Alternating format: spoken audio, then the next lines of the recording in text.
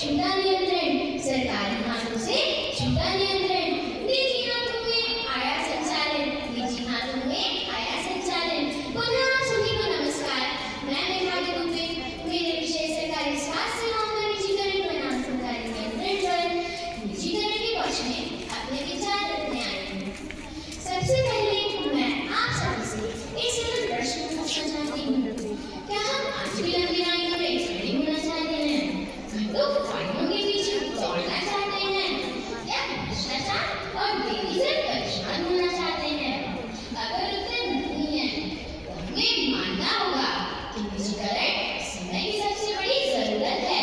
और सबसे पहले हमें ये समझना होगा कि स्वास्थ्य सेवा की भी एक निश्चित भीड़ होती है।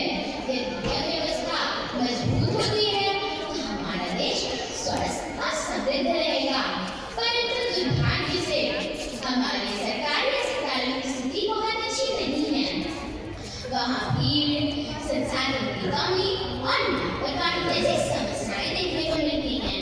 तो मैं इस विषय से संबंधित कुछ बिंदुओं के साथ अपने विचार प्रस्तुत करना चाहूंगी। पहला, निजीकरण में से गुणवत्ता में सुधार होता है। निजी अस्पतालों में आधुनिक उपकरण, प्रशिक्षित डॉक्टर और बेहतर प्रबंधन होते हैं। दूसरा, हमारे देश में सरकारी अस्पतालों की स्थिति चिंताजनक रहती है। ऐसे में निजीकरण ही वह कदम है जो इन कमियों को दूर कर सकता है। तीसरा, निजी संसाधनों में ग्राहक ही भगवान है के सिद्धांत पर काम किया जाता है। निजी सेवाओं में गुणवत्ता, समय पर सेवा और आधुनिक तकनीकों का प्रयोग देखने को मिलता है।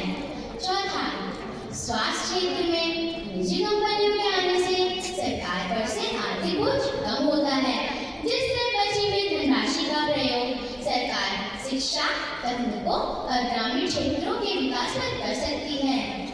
पांचवा, निजीकरण में प्रतिस्पर्धा होती है, इसलिए वे अपनी सेवाओं को बेहतर बनाकर मरीजों का विश्वास जीतने का प्रयास करती है। अब अंत में मैं यही कहना चाहूंगी कि यत्र उपचारः लाभाय, यत्र उपचारः लाभाय, तत्र दया निश्चिति, तत्र दया निश्चिति, यत्र उपचारः सेवाय, यत्र उपचारः सेवाय, तत्र राष्ट्रीय तिष्ठति, तत्र राष्ट्रीय तिष्ठति। अर्थात जहाँ उपचार लाभ कमाने के लिए किया जाता है वहाँ दया समाप्त हो जाती है। धन्यवाद।